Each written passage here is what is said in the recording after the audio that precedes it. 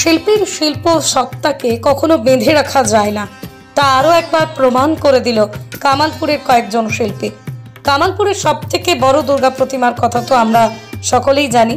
সেই কামালপুরের শিল্পীরাই এবার নদিয়ার রানাঘাটের পাটুলি সংগ্রামী সংঘের 51 ফুটের সরস্বতী প্রতিমা তৈরি করে সবাইকে তাক লাগিয়ে দিল। রবিবার সাড়ম্বরে উদ্বোধন হয়ে গেল সেই পূজাস্থল ঘুরে মানুষের নিরাপত্তা বিষয় সম্পর্কে খোঁজ খবর নিলেন রানাঘাটের এসডিপিও, রানাঘাট থানার আইসি। সূত্রের খবর, রানাঘাট 2 ব্লকের পাটুলি সংগ্রামী সংঘের এবছরের রজত জয়ন্তী বর্ষ।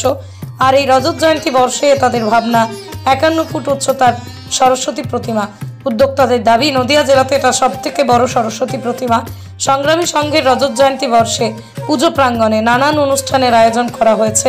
নদিয়ার সবচাইতে বড় সরস্বতী প্রতিমা দর্শন করতে ভিড় জমাচ্ছে দূর দূরান্তের বহু মানুষজন। এটা রজত জয়ন্তী বর্ষ, আমাদের ক্লাবের নাম সংগ্রামী সংঘ। তো রজত জয়ন্তী বর্ষে আমরা যখন আমরা 24 বছর ক্রস করলাম, তখনই আমরা ভেবেছিলাম 25 বছরে আমরা এটাকে চমক দেওয়ার চেষ্টা করব।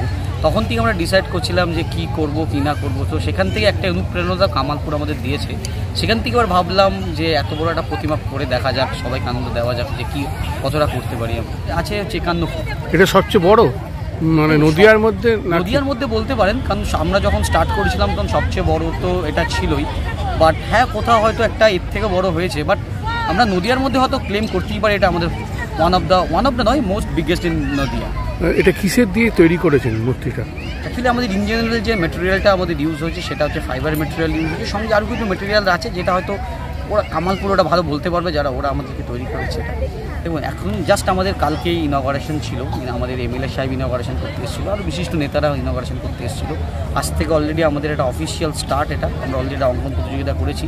আস্তে আস্তে আশা করব ভিড় হবে মানুষের সাথে। এটাই বার্তা যে আপনারা আসুন, আমাদের সাথে জয়েন হন, আমাদের এই ঐতিহাসিক যে প্রচেষ্টা আমরা করেছি সহযোগিতা করুন, এটাই আশা করি।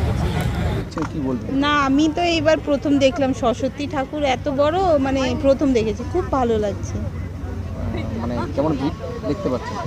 খুব ভালো। খুব কেমন ভিড়? ভিড়টা মোটামুটি ভালোই, মানে এরকম দিনের বেলা ভিড় হয়। তারপরে বাচ্চাদের ড্রয়িং কম্পিটিশন হচ্ছে, এই জন্য আরও ভিড়টা আছে, ভালো। ব্যুরো রিপোর্ট, আরং নিউজ, নদিয়া।